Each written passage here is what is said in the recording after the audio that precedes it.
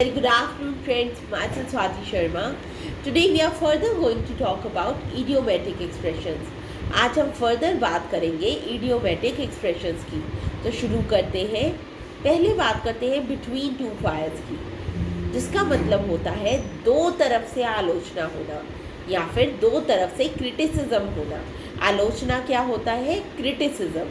तो देखिए, आप कहना चाहते हैं एक इंसान है जिसकी दो तरफ से आलोचना हो रही है, तो हम उसे क्या कहेंगे? He is between two fires. मतलब उसकी दोनों तरफ से आलोचना हो रही है.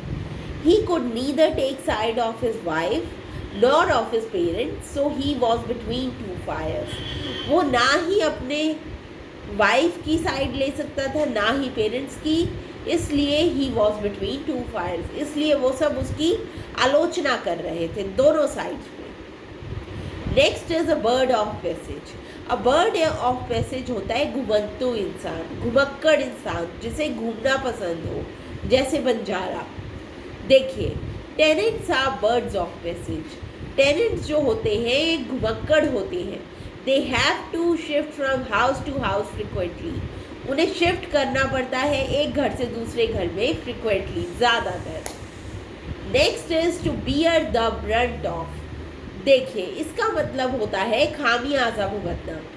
देखिए, जैसे कोई प्रॉब्लम हुई है तो जिसको उस प्रॉब्लम को सबसे ज़्यादा भुगतना पड़ेगा, हम कहेंगे he bore the brunt of. क्या कहेंगे? हम कहेंगे he bore the brunt of the problem. जो प्रॉब्लम थी उसका सबसे ज़्यादा जिसने सहा, जिसने खामियाजा भुगता, उसके लिए हम क्या कहेंगे? हम कहेंगे he bore the brunt of. देखिए, we will have to bear the brunt of new taxes. हमें सहना पड़ेगा, सबसे ज़्यादा भुगतान करना पड़ेगा हमें न्यू टैक्सेस के लिए. Next is to bear in mind. To bear in mind का मतलब होता है ध्यान रखना. देखिए, you must bear in mind that hard work never goes waste. तुम्हें ये दिमाग में रखना चाहिए, ध्यान रखना चाहिए. बियर इन माइंड मतलब ध्यान रखना.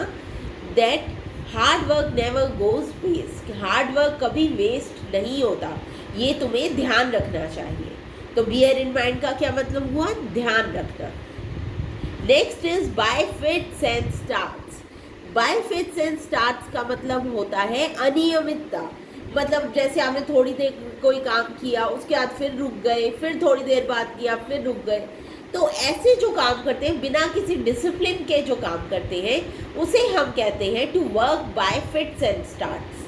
देखिए, a man who works by fits and starts never succeed.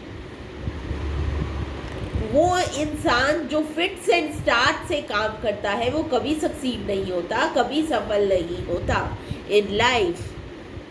Next is to be born with a silver spoon in one's mouth. इसका मतलब होता है किसी शाही घराने में पैदा होना, किसी रॉयल फैमिली में पैदा होना. तो उसको क्या कहेंगे? Pandit Nehru was born with a silver spoon in his mouth. Pandit Nehru ji पैदा हुए थे with a silver spoon in his mouth, मतलब रॉयल फैमिली में पैदा हुए थे. Next is by dint of. By dint of का मतलब होता है के द्वारा. देखिए, Shri Lal Bahadur Shastri became prime minister of India by dint of hard work. देखिए, श्री लाल बहादुर शास्त्री जी इंडिया के प्राइम मिनिस्टर बने हार्ड वर्क करके, हार्ड वर्क के द्वारा करके क्या बने? प्राइम मिनिस्टर बने. तो अब क्या कहेंगे बाय डिंट ऑफ? इसका क्या मतलब होता है? के द्वारा.